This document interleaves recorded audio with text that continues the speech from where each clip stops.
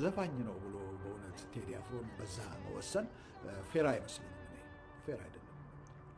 በየአልበሙ ያሉትን መልእክቶች ደግሞ ስትሰሙ ወንጌል ናቸው። ወንጌል ማለት ያ ነው።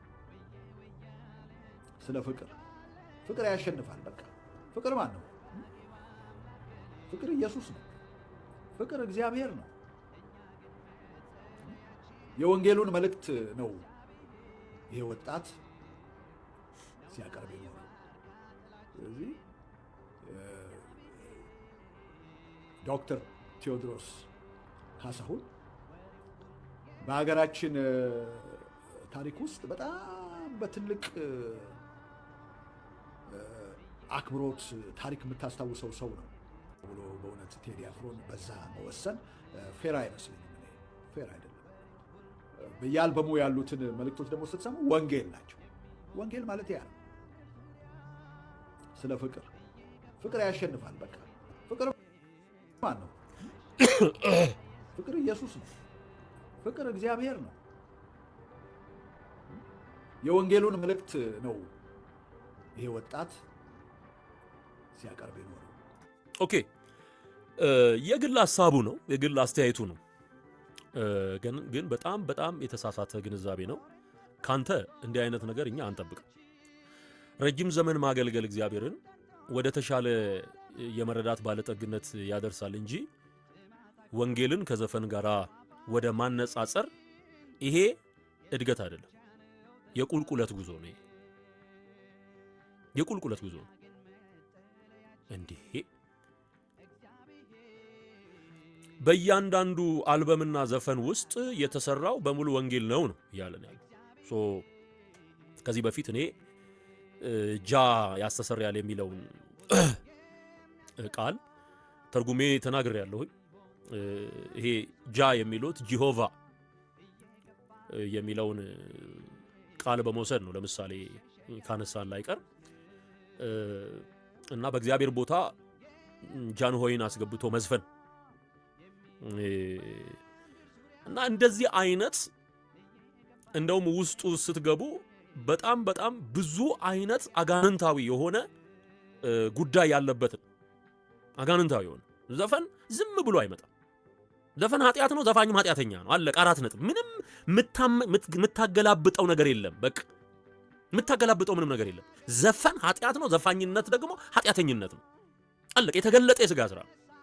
በሱ ውስጥ ደግሞ በጣም ብዙ የእግዚአብሔር ቃል እንደሚያረጋ ከአጋንንት ጋር ቀጥተኛ ግንኙነት ያለው ነው። አጋንንት በዚያ ይዘፍናሉ የሚለው።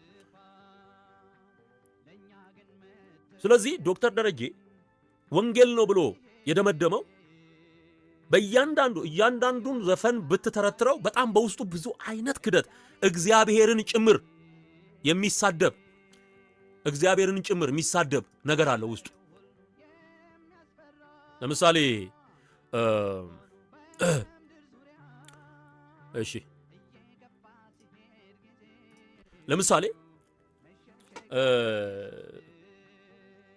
በሃይማኖትሽ አንቺም በሃይማኖትሽ እኔም በሃይማኖቴ የሚባል ወንጌል የለም። ወንጌል መለየት ነው። ወንጌል ተለይቶ ለክርስቶስ ተለይቶ መኖር ነው። ጨክኖ መኖር ነው።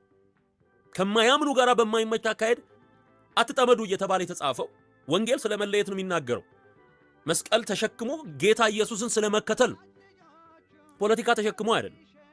ሐሰት ተሸክሞ አይደለም። ዘፈን ተሸክሞ አይደለም። በጣም ደግሞ የደነቀኝ ሌላው ዮሐንስን ማን ነው? መጥምቁ ዮሐንስ ነው አለ ተነስቶ። መጥምቁ ዮሐንስ ነው። እንደ መጥምቁ ዮሐንስ እውነት የሚናገር ነው። የተገላቢጦሽ ሆነ እኮ ነገሩ። መጥምቁ ዮሐንስ በዘፈን ምክንያት አንገቱ ተቆረጠ። አንገቱ የተቆረጠ መጥምቁ ዮሐንስ የተገደለው በዘፈን ምክንያት ነው። ደረጀ ተነስቶ ምንድነው እያለ ያለው? መጥምቁ ዮሐንስ ነው ቴዲ አፍሮ እያለ ነው። what's going on? እንዴ የነቢያት አንገት የሚያስቆርጥ ኃጢአት የነቢያትን አንገት ያስቆረጠ ዳንኪራና ዘፈን ዮሐንስን ያስገደለ ዘፈን ምክንያት የሆነ ዘፈን ሆኖ ሳለ እዚህ ጋር መጥቶ መጥምቁ ዮሐንስ ነው። ይሄ በጨለማ መያዝ ነው። ይሄ ባለማስተዋል ውስጥ መውደቅ ነው። እኛ አይምሯችንን ለተቆጣጠረው ምድራዊ ነገር፣ ነገ ለሚያልፍ ነገር ዘላለማዊውን የእግዚአብሔርን ክብር አምጥተን እግዚአብሔር የተጠቀመባቸውን ነቢያት አምጥተን ከእንደዚህ አይነት ሁኔታ ጋር ማጣበቅ በጣም ትልቅ ስህተት ነው። በነገራችን ላይ ትልልቅ ሰው ሲሳሳት ትልልቅ ስህተት ነው የሚሳሳተው። ትልልቅ ስህተት ነው።